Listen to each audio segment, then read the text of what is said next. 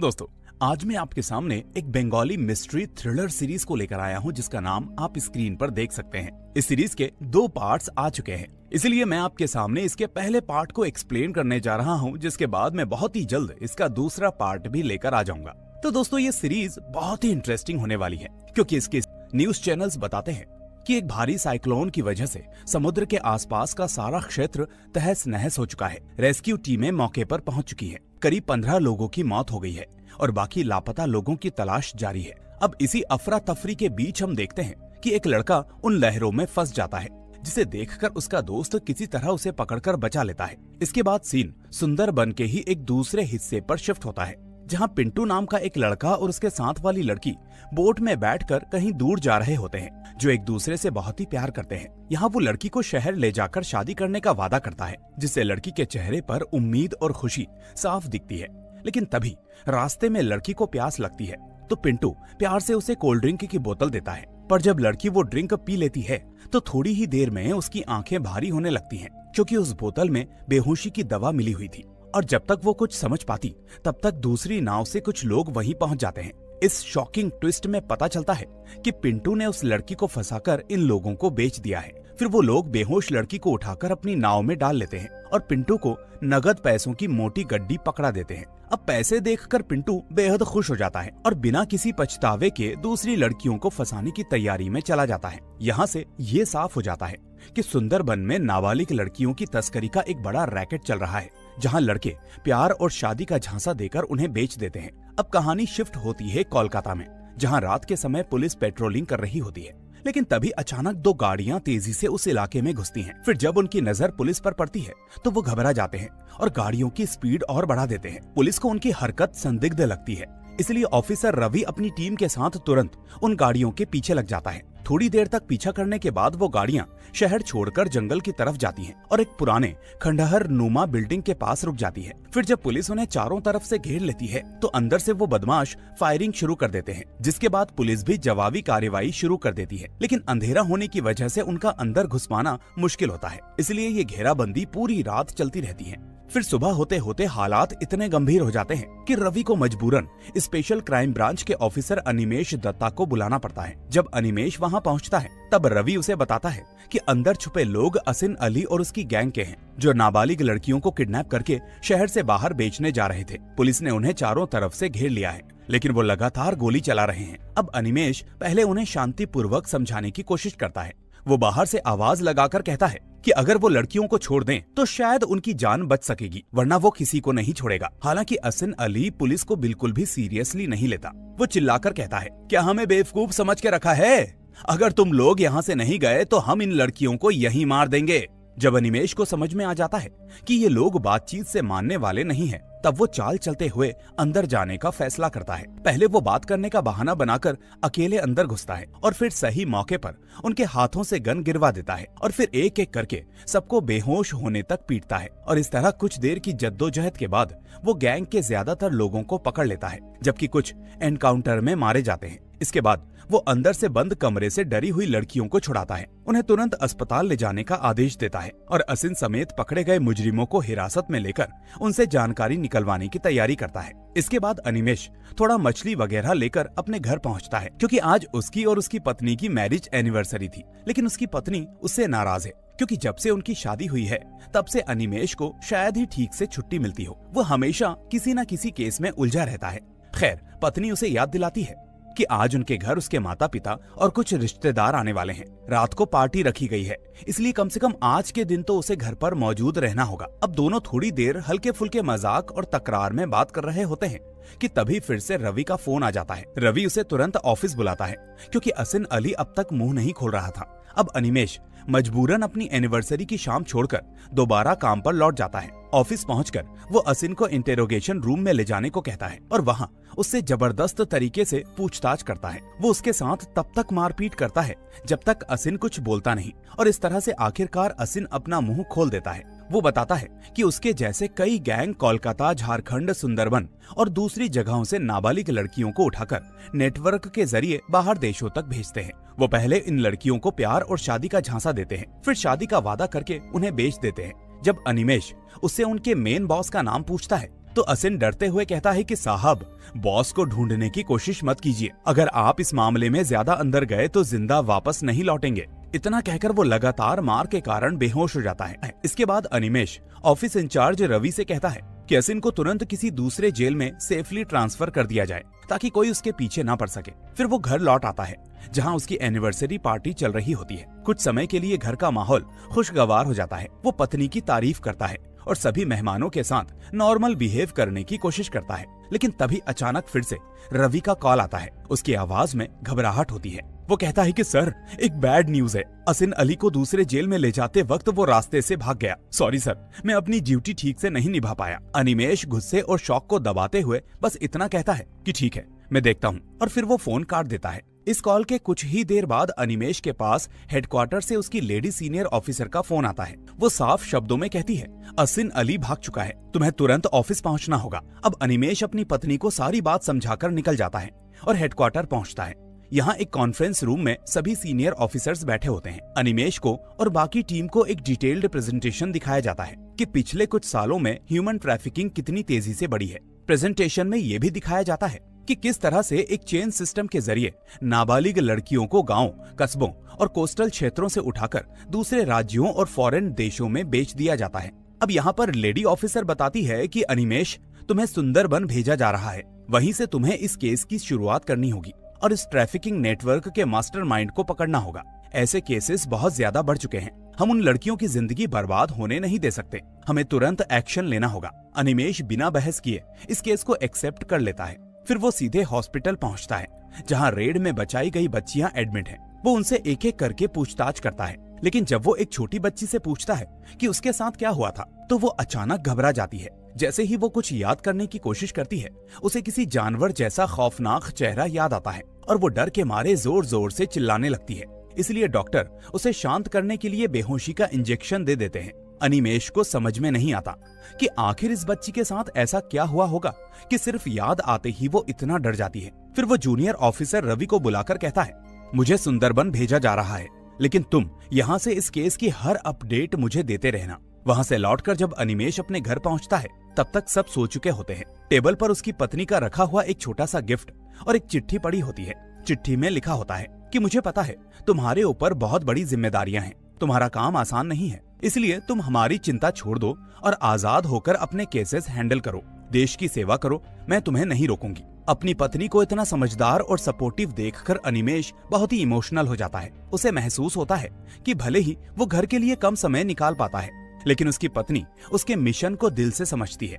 इसके अगले सीन में हमें सुंदरबन के अंदरूनी एरिया को दिखाया जाता है। कुछ लड़के माल लेकर लौट रहे होते हैं। तभी वहाँ दो लोकल लड़के हारू और कानू रास्ता रोककर अपना हिस्सा मांगने लगते हैं, लेकिन वो स्मगलर उन्हें घास नहीं डालते, उल्टा धक्का मुक्की कर मारपीट करते हुए भगा देते हैं। थोड़ी देर बाद वहीं हारू और कानू दूसरी जगह फिर से उनका रास्ता रोकते हैं और दोबारा हिस्सा मांगते हैं। इस बार बात सीधे लड़ाई तक पहुंच जाती है। कानू गुस्से में उन स्मगलरों की बहुत बुरी तरह से पिटाई करता है। उनकी हालत खराब हो जाती है और फिर वो लोग उनसे सारा माल छीन लेते हैं और उसे एक जानकार खरीदार के पास बेचने पहुंच जाते हैं। वो आदमी शख्स से पूछता है, क्या तुम लोग रतन भाई की गैंग में नए नए हो?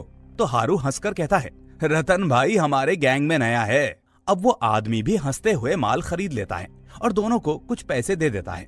अब पैसे मिलते ही दोनों किसी छोटे से होटल में खाना खाने चले जाते हैं। वहीं होटल में एक छोटी लड़की आती है जो काफी देर से भूखी नजर आ रही होती है। उसे देखकर हारू और कानू उसे अपने टेबल पर बुलाते हैं और फिर उसके लिए खाना मंगवाते हैं। बातचीत में उन्हें पता चलता है कि लड़की को अपना नाम भी याद नहीं, न घर न माँ बाप का कोई साफ पता। तो वो दोनों मिलकर उसका नाम रख देते हैं मोनी। वो अनाथ जैसी हालत में इधर उधर भटक रही थी, इसलिए अब वो दोनों उसे अपने साथ रखने लगते हैं। अब अगले सीन में अनिमेश सुंदरबन पहुंच चुका होता है। वो बोट में बैठकर नदी के रास्ते अंदर की तरफ जा रहा होता है। तभी उसके पास से एक दूसरी नाव गुजरती है। उस नाव पर कुछ लड़के एक युवा लड़की को लेकर जा रहे होते हैं। लड़की चुपचाप सहमी हुई सी बैठी होती है, जिसे अनिमेश को उन्हें देखकर तुरंत शक होता है। इसलिए वो अपनी बोट को मोड़कर उसकी नाव के पास ले जाता है और उन्हें रुकने के लिए कहता है। फिर वो उनसे पूछता है, इस लड़की को कहाँ ले जा रहे हो? वो लड़के झूठ बोलते हुए कहते हैं, साहब इसका ब्याह हो चुका है, हम इसे ससुराल छोड़ने जा रहे हैं। तो अनिमेश शांत लेकिन सख्त आवाज में कहता है, अगर शादी हो गई है तो बाकी लोग और शादी का सामान कहाँ है? लड़की के घर वाले कहाँ हैं? अकेले तुम लोग ही क्यों? ये सुनते ही वो लड़के घबरा जाते हैं। अनिमेष कहता है, तुम लोग मुझे धोखा नहीं दे सकते, साफ दिख रहा है कि लड़की की तस्करी कर रहे हो। इतना कहकर वो एकदम से उन पर टूट पड़ता है और उन सबको मार पीट कर काबू में करने लगता है। नाव पर ही जबरदस्त फाइट होती है। आखिर में बहुत मार खाने के बाद वो लड़के डर के मारे नदी में कूदकर जंगल की तरफ भाग जाते हैं। अब अनिमेष उस लड़की की तरफ देखता है तो पता चलता है कि वो बेहोश है। शायद उसे भी बेहोशी की दवा दी गई थी। वो उसे अपनी बोट पर उठाकर किनारे तक लाता है, फिर रिक्शा पकड़कर उसे पास के हॉस्पिटल ले जाता है। वहाँ हॉस्पिटल में मोनिका नाम की एक लड़की काम करती है। मोनिका उस बच्ची को चेक करती है और कहती है कि लगता है इस लड़की की तस्करी हो रही थी। इसके माँ बाप कौन है, जल्दी उन्हें बुलाइए। अनिमेष अपनी असली पहचान छुपाते हुए कहता है कि मैं इसका दूर का चाचा हूँ। मोनिका कहती है, ठीक है, आप बाहर बैठिए। तब अनिमेष उससे पूछता है कि यहाँ पुलिस थाना कहाँ है। इसके बाद वो थाने जाकर रिपोर्ट लिखवाता है कि कुछ लोग एक लड़की को जबरदस्ती कहीं ले जा रहे थे। उसे ह्यूमन ट्रैफिकिंग का शक है, लेकिन वहाँ के पुलिस वाले उसकी बात को हल्के में लेते हुए कहते हैं, ऐसा हो ही नहीं सकता, आपको गलत फहमी हुई होगी। शायद वो लड़की प्यार व्यार के चक्कर में खुद उनके साथ भाग रही होगी। यहाँ सुंदरबन में ऐसे लड़कियों की तस्करी होना ऑलमोस्ट इम्पॉसिबल है। इसके बाद अनिमेष वहाँ के थाना इंचार्ज से मिलता है। वो भी हंसते हुए कहता है, ताहे आप यहाँ हमारे सुंदरबन का नाम बदनाम करने आए हैं? क्या आप मीडिया से हैं? मुझे तो आपकी तलाशी लेनी पड़ेगी। अनिमेष धीरे से मुस्कुराकर कहता है, मैं तो एक मामूली सा इंसान हूँ, लेकिन लगता है अब मुझे ही यहाँ बहुत कुछ खुद ही करना पड़ेगा। फिर हम देखते हैं कि वो वही पुलिस वाले साथ लेकर हॉस्पिटल पहुँचता है। यहाँ डॉक्टर मोनिका पर चिल्ला रहे होते हैं, ये लड़की कौन है? इसे कौन लेकर आया? अगर इसके साथ कुछ हो गया तो इसकी जिम्मेदारी कौन लेगा? तभी अनिमेष डॉक्टर से कहता है, इस लड़की का इलाज करो, ये तुम्हारा काम है। डॉक्टर तिरछी नजर से देखकर कहता है, तुम कौन होते हो मुझे मेरा काम समझाने वाले? इतने में वहाँ एक आदमी आता है। वो बच्ची के पास जाकर कहता है, मुन्नी तुम यहाँ क्या कर रही हो? चलो तुम्हारे मम्मी पापा आ गए, तुम्हें ले जाएंगे। लेकिन वो लड़की कांपती हुई आवाज में कहती है, मेरा नाम मुन्नी नहीं दुग्गा है और ये मेरे माँ बाप नहीं है। ये सुनते ही अनिमेष गुस्से में सीधा उस आदमी को जोरदार थप्पड़ मार देता है। इसके बाद हमें फ्लैशबैक में दिखाया जाता है कि कैसे अनिमेष कुछ देर पहले थाने जाकर उन पुलिस ऑफिसरों की धुलाई कर चुका था जो सिर्फ मुफ्त में ड्यूटी काट रहे थे। वो उन्हें उनकी ड्यूटी समझाकर अच्छी तरह से पीटकर हॉस्पिटल लेकर आया था ताकि वो खुद देख सकें कि असलियत क्या है। अब अनिमेष उन्हें ऑर्डर देता है, इस आदमी को गिरफ्तार करो और जो लोग बोट से इस लड़की को लेकर जा रहे थे उनके बारे में तुरंत डिटेल्स निकालो। फिर वो लेडी कांस्टेबल से कहता है, आप यहीं हॉस्पिटल में रहें, इस बच्ची की सुरक्षा की आपकी जिम्मेदारी है। जब तक इसका सच में कोई गार्जियन साबित ना हो जाए इसे किसी के साथ मत भेजना।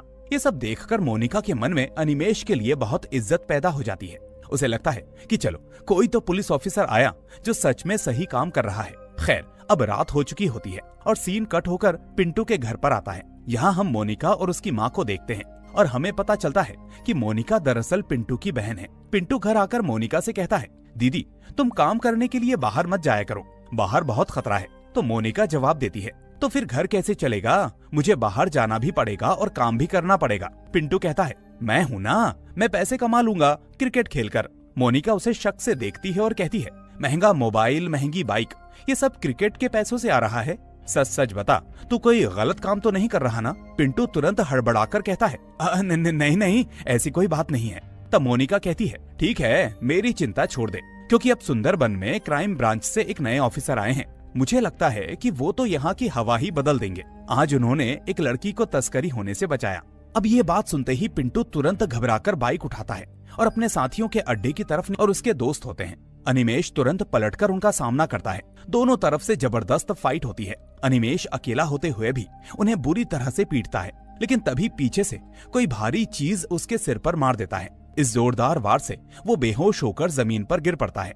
दूसरी तरफ इतनी मार खाने के बाद वो लड़के भी घबराकर वहाँ से भाग निकलते हैं ताकि पुलिस के हाथ ना लग सके। अब सीन कट होकर आता है रात के एक मेले पर, जहाँ हारू, कानू और वही छोटी लड़की मोनी झूले, गोलगप्पे और खेलों के साथ मेला एंजॉय कर रहे होते हैं। कानू तो मोनी के नाम का टैटू तक बनवा लेता है ताकि उसे दिखा सके कि वो अब उसे अपनी फैमिली जैसा मानता है। तभी मेले में अचानक एक आदमी आता है और वो बंदूक दिखाकर तीनों को घेर लेता है और धमकाकर उन्हें रतन भाई के पास ले जाने लगता है। रतन भाई जो इस इलाके का तस्करी वाला लोकल गुंडा है, वो उन्हें देखते ही गुस्से में बोलता है, हमारे हाथ से एक चिड़िया निकल गई और तुम लोग यहाँ मेला घूम रहे हो, तुम लोग कर क्या रहे थे? तभी उसकी नजर मोनी पर पड़ती है।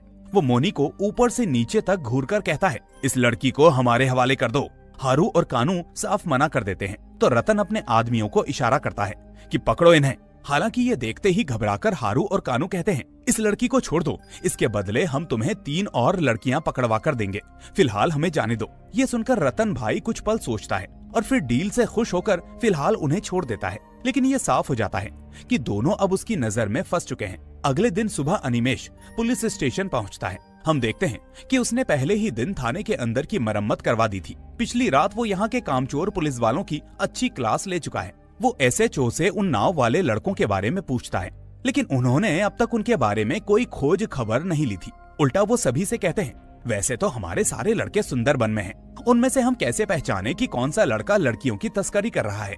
ये सुनकर अनिमेष भड़क उठता है और सबको कामचोर और निकम्मा कहकर डांटता है। आगे जब वो अंदर अपने टेबल की तरफ जाता है तो कुछ पुलिस वाले चापलूसी करते हुए कहते हैं सर, आपको हमारे बाबा जी से मिलना चाहिए, उनके पास हर समस्या का समाधान है, आप उनसे मिलेंगे तो वो आपको खुश कर देंगे। अनिमेष बोलता है अच्छा, आपके बाबा भी हैं, अब तो उनसे मिलना ही पड़ेगा। अब सीन कट होता है बाबा के आश्रम पर। यहाँ एक दिखावटी संत बैठा होता है जिसके चारों तरफ भोले भाले गांव वालों की भीड़ जमा होती है। लोग अपनी अपनी समस्याएं लेकर आए होते हैं। एक सास अपनी बहू के साथ आती है और कहती है बाबा, इतने साल हो गए मेरी बहू माँ नहीं बन पाई। बाबा थिएट्रिकली नाचने जैसा एक्ट करता है। अचानक अपने हाथ में एक फल प्रकट कर देता है। असल में ये सिर्फ हाथ की सफाई होती है, लेकिन भीड़ को ये बहुत ही बड़ा चमत्कार लगता है। बाबा वो फल बहू को देकर कहता है रात के 3 बजे ये फल अकेले खाना, तब तुम्हें जल्दी ही बच्चा हो जाएगा। ये सुनकर सब लोग बाबा की जय जयकार के नारे लगाने लगते हैं। इसी बीच अनिमेष भी पीछे बैठा ये सब देख रहा होता है। वो अचानक से बीच में आगे बढ़कर बाबा से कहता है आप तो बड़े सिद्ध पुरुष लगते हैं, लेकिन आपके इस इलाके में नाबालिग लड़कियां अगवा हो रही हैं, उनकी तस्करी हो रही है, आप इस समस्या को कब सुलझाएंगे? बाबा तुरंत मासूम बनने की कोशिश करते हुए कहता है हमें तो इस बारे में कुछ भी नहीं पता, मुझे नहीं लगता कि यहाँ ऐसा कुछ भी हो रहा है। हम तुम्हें सलाह देते हैं कि तुम इस मामले से दूर रहो, वरना तुम्हें पछताना पड़ेगा। फिर बाबा अपने असिस्टेंट मोहिनी से कहता है कि इन्हें बाहर छोड़ाओ। मोहिनी अनिमेष को बाहर तक छोड़ने जाती है और रास्ते में सीधे बोल देती है असल दिक्कत यह है कि पुलिस अपना काम ठीक से नहीं करती, इसलिए लोगों को बाबाओं के पास आना पड़ता है। जिस दिन पुलिस अपना काम ढंग से करेगी, उसी दिन से ऐसे ढोंग और ऐसी समस्याएं दोनों कम हो जाएंगी। ये सुनकर अनिमेष और भी कन्विंस्ड हो जाता है कि यहाँ कुछ न कुछ काला चल रहा है। इसके बाद वो अस्पताल पहुँचता है उस रेस्क्यूड बच्ची दुग्गा को देखने। वहाँ कुछ पुलिसकर्मी सुझाव देते हैं सर, क्यों ना हम इस लड़की को अनाथ आश्रम छोड़ दें? लेकिन अनिमेष साफ मना कर देता है और उन्हें सख्ती से कहता है कि जब तक केस क्लियर ना हो जाए वो उसकी सुरक्षा की जिम्मेदारी लेंगे। फिर वो मोनिका से पूछता है इस लड़की को कहाँ सुरक्षित रखा जा सकता है? मोनिका बताती है यहाँ पास ही एक NGO है, वहाँ इसे सुरक्षित रखा जा सकता है, लेकिन अभी 1-2 दिन तक इलाज के लिए इसे यहीं रहना होगा। अनिमेष कहता है ठीक है, पहले इसका इलाज पूरा हो जाए, फिर हम इसे NGO में शिफ्ट कर देंगे। अब सीन शिफ्ट होता है और हम पारू नाम की एक टीनेजर लड़की को देखते हैं। वो जैक नाम के एक लड़के से मिलने आई है। पारू पहले उसे डांटती है तुम बार बार हमारे घर के सामने हॉर्न बजाकर जाते हो, अगर किसी ने देख लिया तो, और वैसे तुमने मुझे यहाँ क्यों बुलाया? तो इस पर जैक मुस्कुराकर कहता है अरे कुछ नहीं होगा, चलो मैं तुम्हें बाइक पर घुमाने ले चलता हूँ। अब आखिरकार पारू उसके साथ बाइक पर बैठ जाती है और फिर जैक उसे घुमाने के बहाने एक सुनसान झोपड़ी के पास लेकर जाता है और धीरे धीरे उसके साथ जबरदस्ती फिजिकल होने की कोशिश करता है।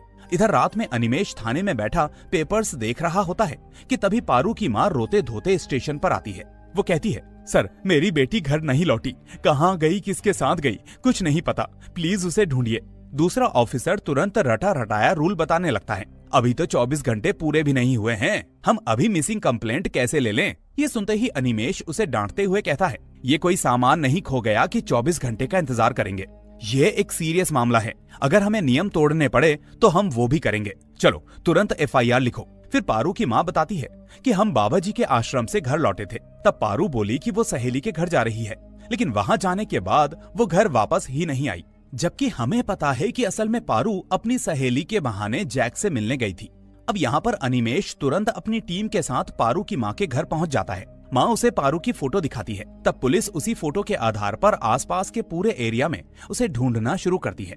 ढूंढते ढूंढते वो लोग उसी सूनी झोपड़ी के पास पहुंचते हैं जहां जैक पारू को लाया था। कुछ पुलिस वालों को वहां एक खाली बोतल मिलती है और अंदाजा होता है कि शायद इसी ड्रिंक में कुछ मिलाकर पारू को बेहोश किया गया होगा। वो लापरवाही से बोतल को फेंक देते हैं, लेकिन तभी अनिमेष की नजर उस पर पड़ती है और वो उसे सबूत के तौर पर कलेक्ट कर लेता है। फिर वो उस झोपड़ी को ध्यान से इन्वेस्टिगेट करता है। अंदर उसे जमीन पर किसी लड़की का बाल मिलता है और एक कोने में एक चप्पल पड़ी दिखाई देती है। वो बाकी पुलिस वालों से कहता है, पता करो कि ये चप्पल किसकी है। तभी सीन फ्लैशबैक में जाता है और हमें असली घटना दिखाई जाती है। जैक ने पहले प्यार और रोमांस के नाम पर पारू को अपने जाल में फंसाया, फिर बॉस के फोन पर आए आदेश के बाद उसे ड्रिंक के जरिए बेहोश करके एक अड्डे पर छोड़ाया, जहां से उसे आगे ट्रैफिकिंग के लिए ले जाया जा सके। घर पर लौटने के बाद जब पुलिस वो चप्पल पारू की मां को दिखाती है, तब वो रोने लगती है क्योंकि वो चप्पल पारू की ही होती है। अगले सीन में हम हारू, कानू और मोनी को देखते हैं। वो दोनों लड़के अब खुद भी लड़कियां फंसाने और उन्हें बेचने के बारे में सोच रहे हैं और सपने देख रहे हैं कि पैसों से उनकी जिंदगी बदल जाएगी, मोटरसाइकिल, मोबाइल, ऐशो आराम वगैरह। तभी पुलिस को खबर मिलती है कि किसी की लाश पेड़ से लटकी हुई मिली है। वो तुरंत स्पॉट पर पहुंचते हैं और देखते हैं कि वो लाश जैक की है। अब पेड़ से लटकता हुआ शव देखकर एक ऑफिसर कहता है, लगता है इसने खुद की ही जान ली होगी। लेकिन अनिमेष चारों तरफ का मुआयना करके कहता है, नहीं, ये बातें सुसाइड से मेल नहीं खाती। देखो इसकी बाइक कितनी दूर पड़ी है। इस लड़के की आंखें और जुबान बाहर नहीं निकली, गले पर फंदे का टेढ़ा निशान भी नहीं है। इसका मतलब है कि ये मर्डर है। पहले इसे कहीं और मारा गया, फिर यहाँ लटकाया गया है। पास ही दूर से जैक के कुछ दोस्त ये सब देख रहे होते हैं। अपने दोस्त की लाश को देखकर वो दुखी भी हैं और गुस्से में कहते हैं, जिसने भी ये किया है हम उसे नहीं छोड़ेंगे। अब लाश को पेड़ से नीचे उतारा जा रहा होता है और तभी अनिमेष की नजर सामने वाली झाड़ियों की तरफ जाती है और उसे वही लड़के दिखाई देते हैं। वो तुरंत उनकी तरफ बढ़ता है तो वो भी घबराकर भाग जाते हैं, खेतों में छुपने की कोशिश करते हैं। अनिमेष अपनी टीम से कहता है, रुकिए, गोली मत चलाइए। लगता है ये उसी मरे हुए लड़के के दोस्त हैं। कोई बड़ा आदमी इनसे काम करवाता है और खतरा होने पर इन्हें ही मरवा देता है। इधर छुपे हुए उन लड़कों के पास उनके बॉस का फोन आता है। वो कहता है, देखा ना, अगर तुम लोगों ने भी ज्यादा होशियारी दिखाई तो तुम्हारा हाल भी जैक के जैसा ही होगा। ये सुनकर वो सहम जाते हैं और वहां से और अंदर भाग जाते हैं। अब सीन कट होता है बाबा के आश्रम पर, जहाँ मोहिनी बहुत ही परेशान घूम रही होती है। वो बाबा से कहती है, उस लड़के को पेड़ से लटका दिया, पारू नाम की लड़की को गायब कर दिया। वो जेल में रहकर इतना सब करवा सकता है तो पता नहीं बाहर रहकर क्या करेगा।